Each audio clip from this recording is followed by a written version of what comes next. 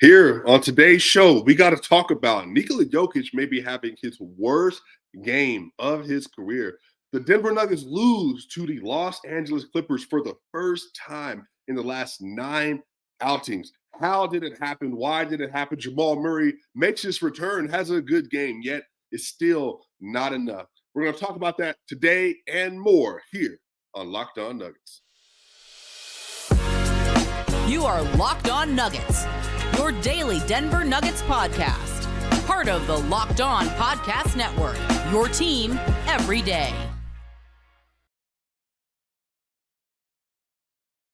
What's going on, y'all? Welcome back to another episode of Locked On Nuggets. This is your host, Swiper. This is your team every day, and we are so glad to have you with us today. Make sure that you're liking, sharing, and subscribing to the channel. We're on the way up, continuing to build up this great Locked On Nuggets community.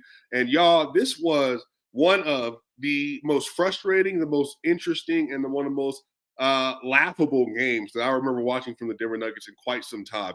The Denver Nuggets just played the Los Angeles Clippers without Jamal Murray, without Nikola Jokic, and without Aaron Gordon, and they were able to come away with the victory. So naturally, as many assumed, because the Nuggets starting five was back together again, Jamal Murray and Aaron Gordon, I believe this is the first time we have seen all five of the starters play on the court together at the same time since November 4th or early November.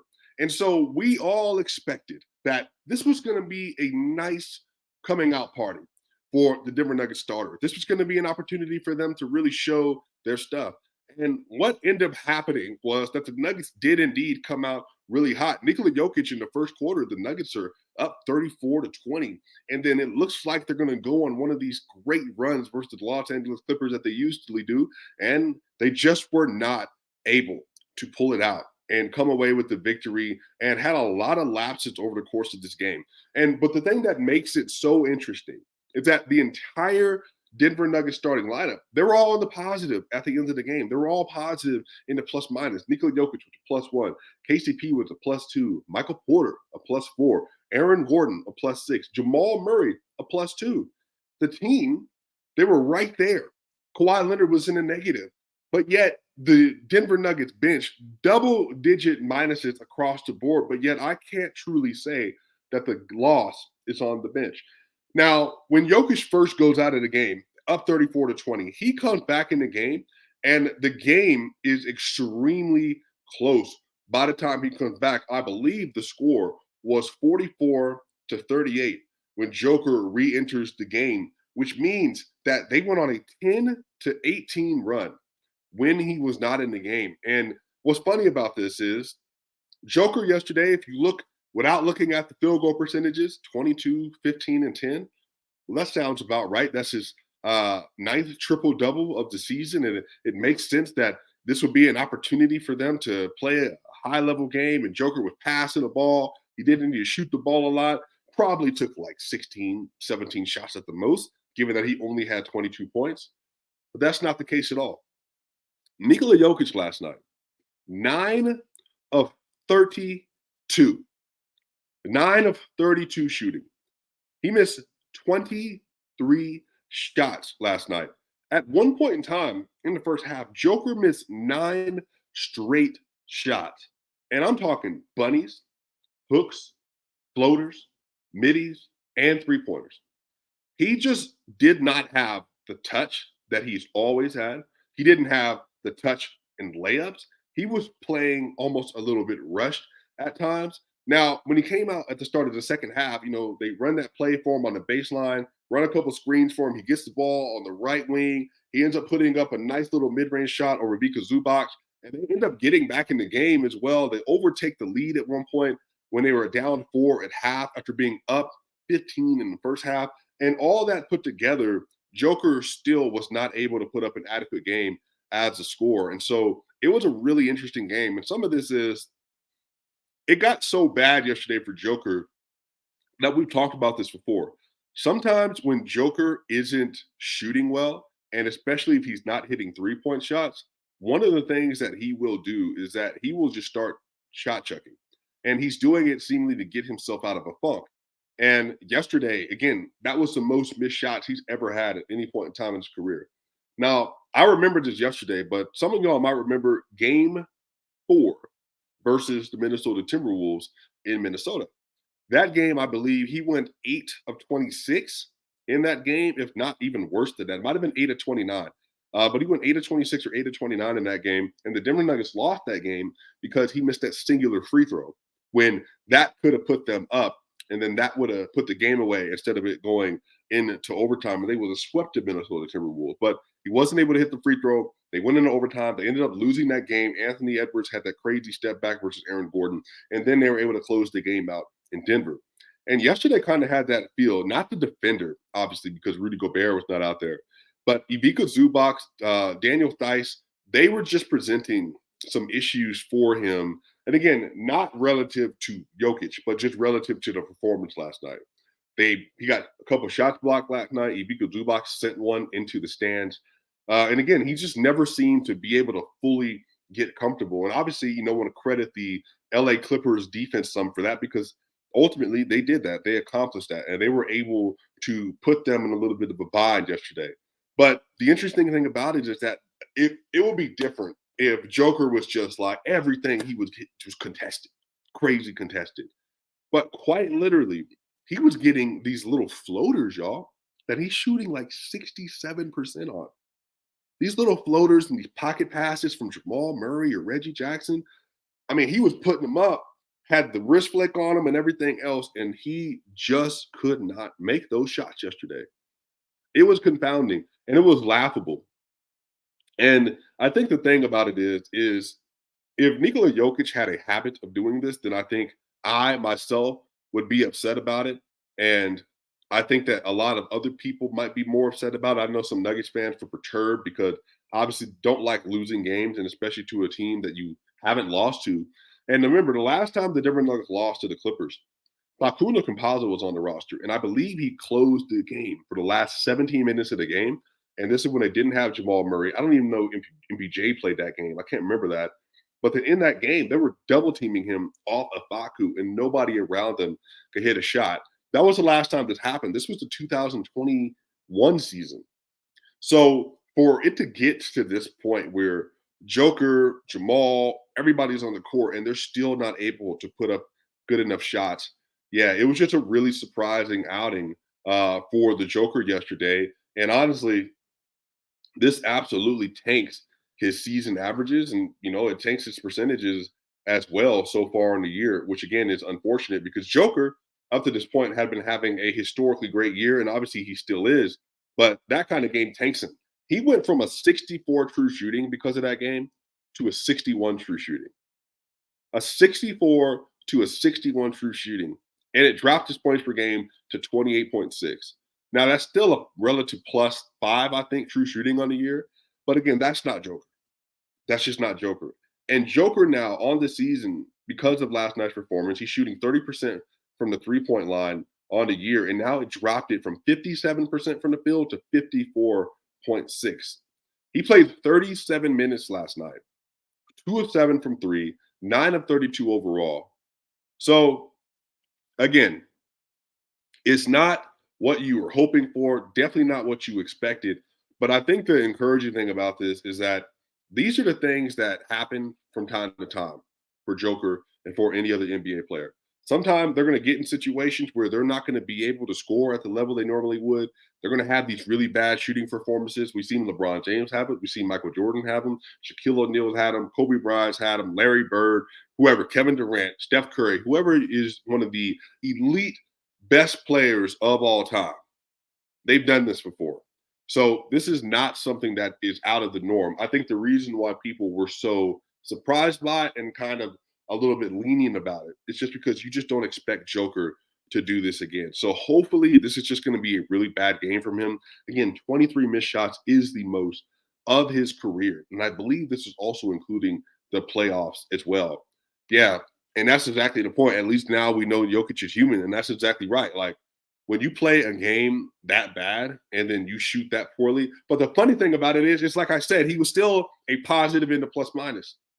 We're going to talk about some more things as we get later on into the show. So there are some other reasons why the Nuggets lost this game and they were not able to win. But most importantly, if you're a superstar, if the best player in the world plays up to his standard, then this wouldn't be a conversation right now. So we'll see. They got the Houston Rockets on Friday.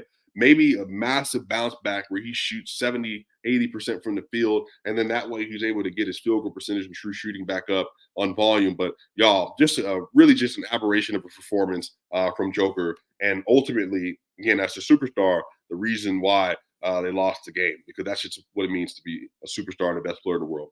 But y'all, we'll be back here for segment 2. We're going to talk about MPJ got iced out at some point in time in the game. Jamal Murray made his return, had a really good game. Shot efficiently as well, but then they were still not able to win. So we're going to talk about that and more in segment 2 here on Locked On Nuggets. So y'all, right now, as the weather gets colder, the NFL offers stay hot on FanDuel. Right now, new customers get $150. Again, $150 with any winning $5 moneyline bet. That's $150 if your team wins. Now, if you've been thinking about getting in on the action, you can get on there, bet the NBA. You can bet on the NFL. This is a great app and resource to use. We got Thursday night football happening tonight for the NFL fans. We have some really great games, including the Broncos, Chargers, and the Chargers are currently the favorite at home, but this is a must-win situation for both teams. And so you can get in on the action. You didn't have Jake Browning going off versus the Jacksonville Jaguars, but again, the money was there to be had. So the app is so easy to use. There's a wide range of betting options, players, props, spreads, over-unders, and more. So visit FanDuel.com/locked-on and kick off the NFL season. All right, y'all. So we are back here for segment 2 of Locked On Nuggets, your team every day. This is your host, Swiper. Appreciate y'all for being here, even after a loss that honestly a lot of people can't exactly explain. But it was still a good game on some fronts. And let's talk about Michael Porter Jr. and Jamal Murray. So Michael Porter Jr. started the game off 3 for 3 from three-point line.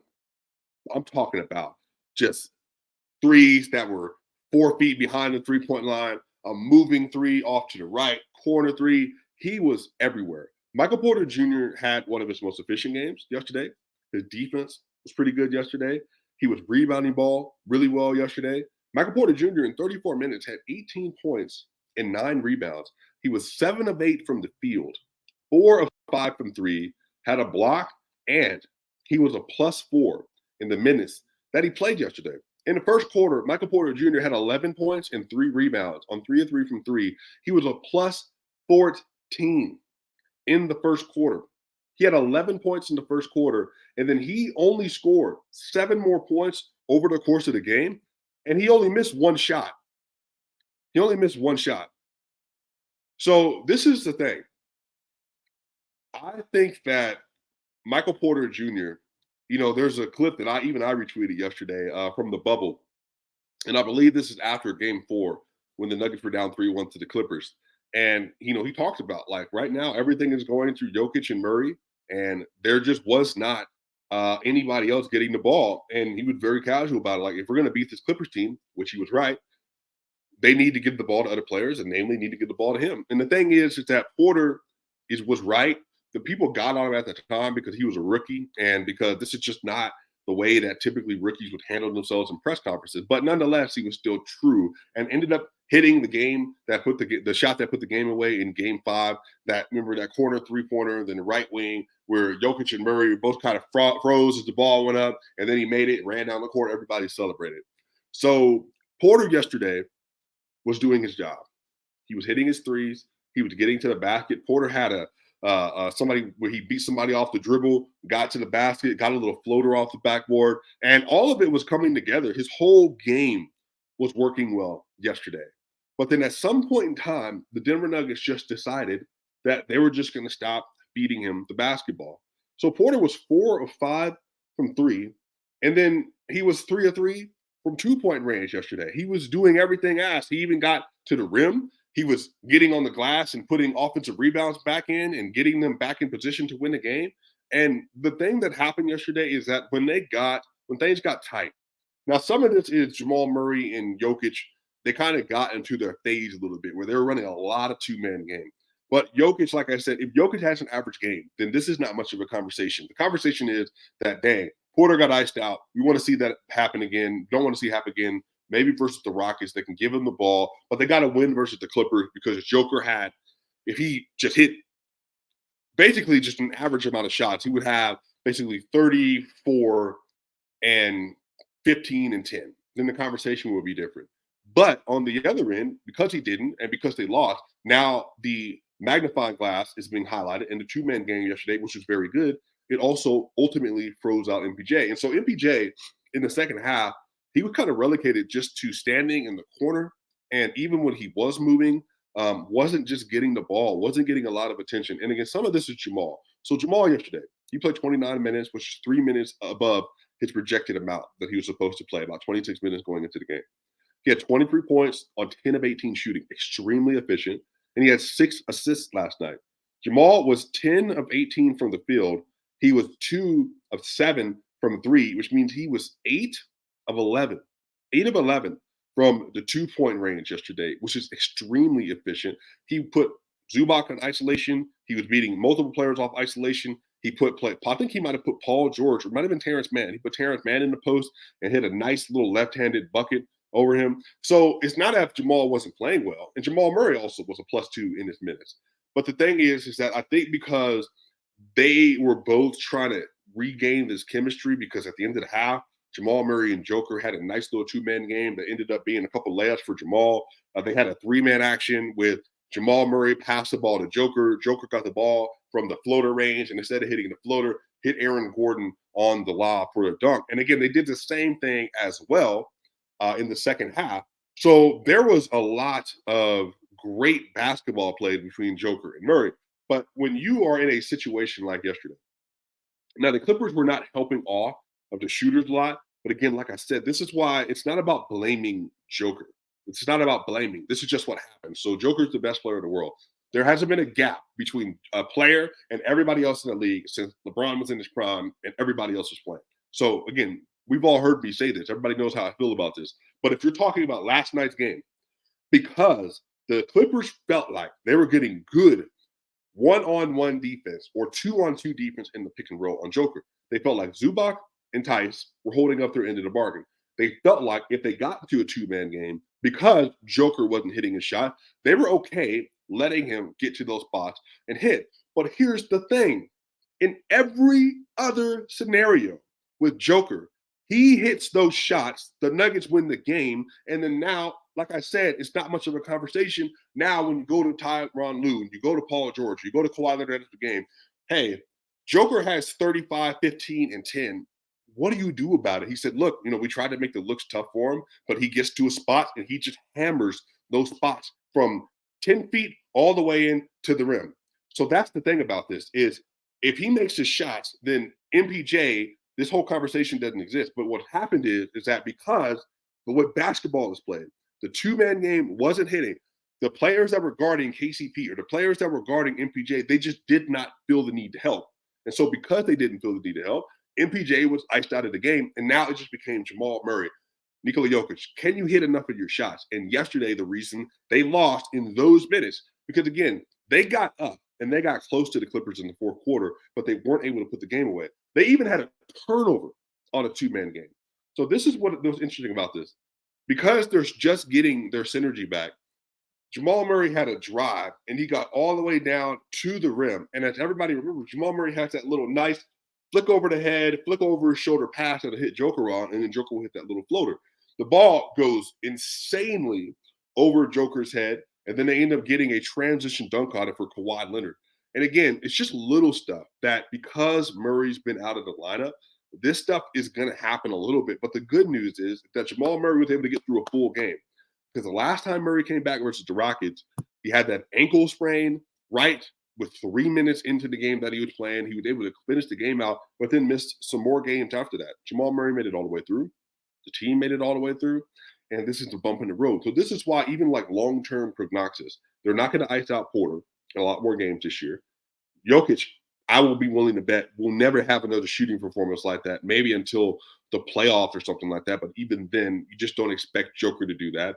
And then Jamal Murray is going to continue to get more integrated into the system and what they're doing. And then even Aaron Gordon. Aaron Gordon had 8, 6, and 2 last night. Aaron's going to get to play better too. His shot is going to come back at some point in time because he hasn't been shooting on the entire year so far. KCP only had 4 shot attempts last night, and he only had 3 points. So again, even if you look at the shot distribution, 9 for 32, just not how Joker typically wants to play the game. 1 of 4, that's just not how KCP game goes. He doesn't shoot the ball just 4 times. So there's a lot of things that will be fixed as the season goes on. But because yesterday was the first time they were kind of playing together again, and because Joker had an aberration of a shooting night, this is just what happens. They ended up losing the game. But again, I think for a lot of Nuggets fans, this is an RELAX situation. Everybody relax. It's not going to be like this in the future, but they just happen to have a bad game. But we'll go from here. But I do want to talk about the Denver Nuggets bench, which again did have some issues that they ran into that ended up costing them a lot in the bench minute. But I also want to highlight Peyton Watson and his defense. But we'll talk about that here in segment 3 on Locked On Nuggets. So y'all, Prize Picks is the largest daily fantasy sports platform in North America. It's the easiest and most exciting way for you to play daily fantasy sports, and it's just you against the numbers. So here's the great thing. With basketball season here, you can now pick combo predictions across football and basketball from the Specials League, a league created specifically for combo predictions that includes 2 or more players from different sports or league. For example, you can get LeBron James plus Saquon Barkley, and you can want to get 10.5 combo for 3 points made and 4 receptions from Saquon Barkley. You want to play alongside some of your favorite celebrities, you have an option to do that. And PrizePicks also has a reboot policy so that your entries stay in play even if one of your players gets injured. For football and basketball games, if you have a player who exits the game in the first half and does not return in the second, that player is rebooted. PrizePicks is the only daily sports fantasy platform with an insurance policy like that. So make sure to go to prizepicks.com/LockedOnNBA and use code LockedOnNBA for a first deposit matchup to $100.